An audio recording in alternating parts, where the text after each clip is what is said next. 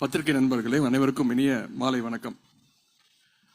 மாண்புமிகு முதலமைச்சருடைய உத்தரவின் பேரில் நம்முடைய விளையாட்டு மேம்பாட்டுத்துறை சார்பாக நடைபெறுகின்ற இந்த சிறப்பான நிகழ்ச்சியில் கலந்து கொண்டு உங்களை எல்லாம் சந்திப்பதில் நான் மகிழ்ச்சி அடைகின்றேன். தமிழ்நாடு விளையாட்டுத்துறை வரலாற்றில் இன்று ஒரு முக்கியமான மறக்க முடியாத நாள்.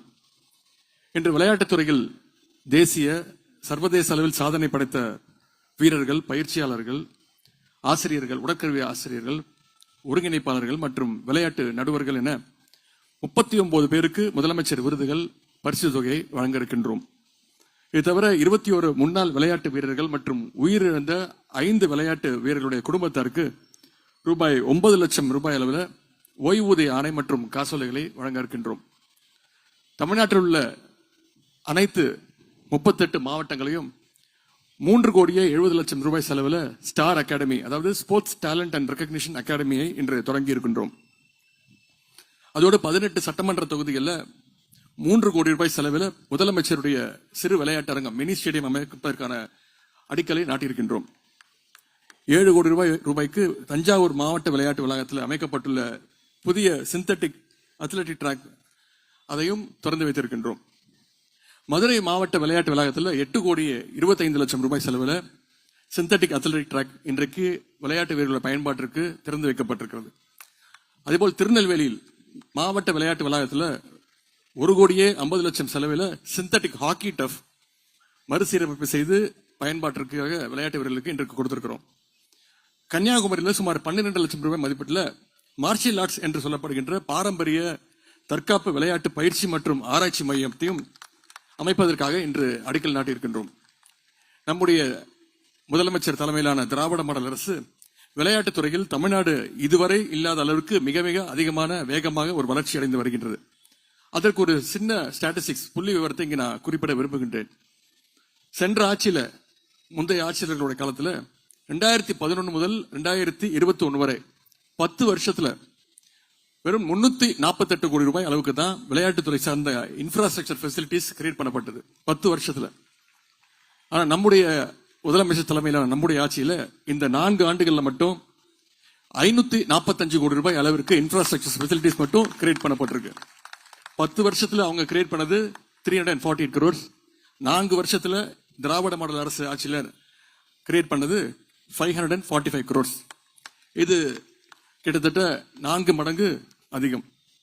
விளையாட்டிற்கான ஆற்றல் தமிழ்நாட்டுடைய எந்த மூலையில இருந்தாலும் அதனை கண்டறிந்து ஊக்குவிக்கின்ற பணியை நம்முடைய அரசு மேற்கொண்டு வருகின்றது. முன்பெல்லாம் மாவட்ட தலைநகரில் தான் ஸ்டேடியம் இருக்கும், ஸ்டேடியம் வசதி இருக்கும். மாணவர்கள், விளையாட்டு வீரர்கள் பயிற்சி பெறணும்னா மாவட்ட தலைநகருக்கு செல்ல வேண்டும். இந்த சிரமத்தை புரிஞ்சுக்கிட்ட நம்முடைய முதலமைச்சர் அவர்கள் தமிழ்நாட்டுடைய அனைத்து சட்டமன்ற தொகுதியிலும் ஒரு மினி ஸ்டேடியம் இருக்கும் அப்படின்ற அறிவிப்பை வெளியிட்டாங்க. ஒவ்வொரு மினி ஸ்டேடியமும் தலா 3 கோடி ரூபாய் செலவில் அமைக்கப்பட்டு வருகின்றது. அந்தந்த பகுதியில் பிரபலமாக இருக்கக்கூடிய, ஃபேமஸா இருக்கக்கூடிய விளையாட்டு என்ன என்று அறிந்து குறைந்தது 5 விளையாட்டுகளுக்கான வசதிகளோடு இந்த மினி ஸ்டேடியங்கள் அமைக்கப்படுகின்றன. முதற்கட்டமாக 10 ஸ்டேடியத்தை முதலமைச்சர் அறிவித்தார். அதுல 4 தொகுதிகளில் மினி ஸ்டேடியங்கள் ஏற்கனவே கட்டி முடிக்கப்பட்டு இப்ப விளையாட்டு வீரர்கள் அதை பயன்படுத்திட்டு இருக்காங்க. அதே போல சென்ற ஆண்டு 22 மினி ஸ்டேடியங்கள் அமைக்கப்படும் முதலமைச்சர் அறிவித்தார். அவற்றில் இன்னைக்கு 18 மினி ஸ்டேடியத்திற்கான பணிகளை நாம துவங்கி இருக்கின்றோம்.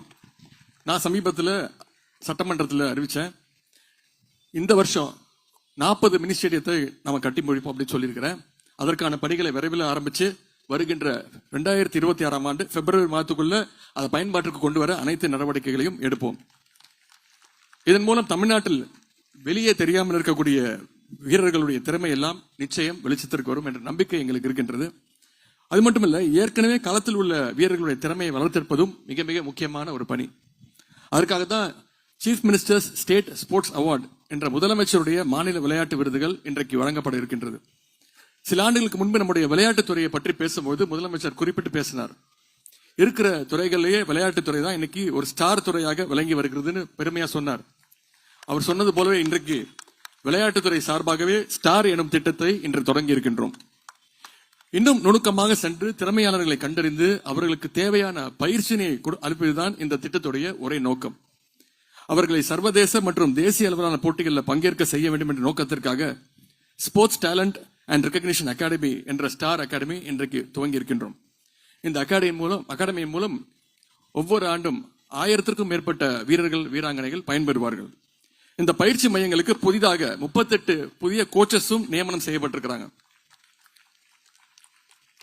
ஒவ்வொரு மாவட்டத்திற்கும் ஒரு விளையாட்டினை தேர்ந்தெடுத்து அதில் கவனம் செலுத்த வேண்டும் என்று இந்த அகாடமி அமைக்கப்பட்டுள்ளது.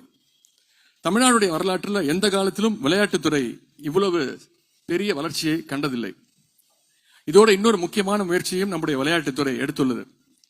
பாரம்பரிய தற்காப்பு விளையாட்டுகளுக்கான பயிற்சி மற்றும் ஆராய்ச்சி மையம் ஒன்று கன்னியாகுமரியில் அமைக்கப்படுகின்றது. இதற்காக கிட்டத்தட்ட 12 லட்சம் ரூபாய் திட்ட மதிப்பீடு தயாரிக்கப்பட்டுள்ளது. பாரம்பரிய தற்காப்பு கலைகளை உயிர்ப்புடன் வைத்திருக்கும் நோக்கத்திற்காக இந்த மையம் உருவாக்கப்படுகின்றது. அதே போல தஞ்சாவூர்ல ஒரு சிந்தட்டிக் அத்லெட்டிக் ட்ராக் மட்டும் கிடையாது, உயர்கோபுர மின்விளக்குகள், இயற்கை புல்வெளி, கால்பந்து மைதானம் என மிகச்சிறப்பாக அமைந்துள்ள இந்த சிந்தட்டிக் ட்ராக் மக்களுடைய பயன்பாட்டிற்கு இன்றைக்கு கொண்டு வரப்படுகின்றது. அதேபோல் மதுரையிலையும் இதே மாதிரி ஒரு சிந்தட்டிக் அத்லெட்டிக் ட்ராக் 8 கோடியே 25 லட்சம் ரூபாய் செலவில். அதேபோல் திருநெல்வேலியில ஆர்டிபிஷியல் ஹாக்கி டர்ஃப் அதுவும் மறுசீரமைக்கப்பட்டு இன்று திறந்து வைக்கப்பட்டிருக்கிறது. ஆகவே சென்னை மட்டுமல்ல விளையாட்டுக்கான கட்டமைப்பை தமிழ்நாடு முழுவதும் நம்முடைய அரசு பரவலாக்கி வருகின்றது. குறிப்பிட்ட பகுதியிலிருந்து மட்டுமின்றி தமிழ்நாட்டுடைய அனைத்து மாவட்டங்களிலும் எல்லா பகுதியிலிருந்தும் விளையாட்டு வீரர்கள் இனி வருவார்கள் என்ற நம்பிக்கை நமக்கு இருக்கின்றது. விளையாட்டுத்துறை கட்டமைப்பு மட்டும் நம்முடைய அரசு உருவாக்கவில்லை. விளையாட்டுக்கு செல்வதற்கு முன்பே தமிழ்நாடு சாம்பியன்ஸ் ஃபவுண்டேஷன் மூலமாக நாம் நிதியுதவி தருகின்றோம். அப்படி ஜெயிச்சுட்டு வரும்போதும் அவங்களுக்கு உடனடியாக ஹை கேஷ் இன்சென்டிவ் தருகின்றோம். விளையாட்டுத்துறையை தேர்ந்தெடுத்தாலும் வேலை வாய்ப்பை பெறலாம் என்பதை எடுத்துச் சொல்ல அந்த 3% கோட்டா, அதன் மூலம் சென்ற ஆண்டு மட்டும் 100 வீரர்களுக்கு அரசு கவர்மெண்ட் ஜாப்ஸ் வழங்கியிருக்கின்றோம். அதே போல இந்த ஆண்டும் 25 மாற்றுத்திறனாளி வீரர்கள் உட்பட 100 பேருக்கு வேலை வாய்ப்பை வழங்குவோம் என்ற அந்த உறுதியினை கொடுத்திருக்கிறோம். அது மட்டுமல்ல, இங்கே முன்னாள் விளையாட்டு வீரர்கள் மற்றும் இயற்கை எய்திய வீரர்களுக்கு அவருடைய குடும்பத்தாருக்கு ஓய்வூதிய ஆணைகளை வழங்க இருக்கின்றோம். ஓய்வூதிய விண்ணப்பங்கள் மீது 3 மாதங்களுக்குள் நடவடிக்கை எடுக்க வேண்டும் என்று முதலமைச்சர் அவர்கள் அறிவுறுத்தியிருக்கிறார்கள். அதன்படிதான் இன்றைக்கு அந்த ஓய்வூதிய ஆணைகளை வழங்க இருக்கின்றோம். ஆகவே நம்முடைய அரசு எல்லா வகையிலும் விளையாட்டு வீரர்கள் உங்களுக்கு எப்பொழுதுமே துணை நிற்கும். இனி உங்களுடைய கடமை என்னன்னா, இந்த வாய்ப்புகள், இந்த திட்டங்களை எல்லாம் பயன்படுத்தி உங்களுடைய திறமையை நீங்கள் மேன்மேலும் வளர்த்துக் கொள்ள வேண்டும். உலக அளவில் புகழ்பெற்ற பாஸ்கெட் பால் வீரர் மைக்கேல் ஜார்டன், அவரை பற்றி உங்களுக்கு தெரியும். அவருடைய வெற்றிகளை மட்டுமே நீங்க பார்த்திருப்பீங்க. ஆனா அவருடைய வெற்றியை பற்றி அவர் குறிப்பிட்டது என்னன்னா, நான் 9000க்கும் மேற்பட்ட ஷாட்ஸை மிஸ் செஞ்சிருக்கிறேன், 300க்கும் மேற்பட்ட போட்டிகள்ல தோத்து போயிருக்கேன், 26 முறை போட்டியுடைய வெற்றியை தீர்மானிக்கின்ற இந்த டிசைடிங் ஷாட்ஸை நான் தவற விட்டிருக்கிறேன், நான் பல முறை வெற்றி வாய்ப்பை இழந்து இருக்கிறேன், அதனால்தான் இப்பொழுது உங்கள் முன் வெற்றியாளனாக இருக்கின்றேன் என்று சொன்னார் திரு மைக்கேல் ஜார்டன் அவர்கள். எனவே நீங்கள் வாங்குகின்ற மெடல்களை மட்டும் கணக்கிட்டு உங்களுடைய வெற்றியை நீங்கள் தீர்மானிக்க கூடாது. உங்களுடைய முயற்சிகளையும் சேர்த்துதான் உங்களுடைய வெற்றியை நீங்கள் கணக்கிட வேண்டும். உங்களுடைய அனைத்து வகையான முயற்சிகளுக்கும் நம்முடைய அரசு என்றென்றும் துணை நிற்கும். இதனை எல்லாம் நீங்கள் பயன்படுத்திக் கொண்டு சாதனை மேல் சாதனைகள் நீங்கள் படைக்க வேண்டும் என்று கேட்டுக்கொள்கின்றேன். உங்கள் அனைவருக்கும் மீண்டும் என்னுடைய வாழ்த்துக்களை தெரிவித்து விடைபெறுகின்றேன். நன்றி, வணக்கம்.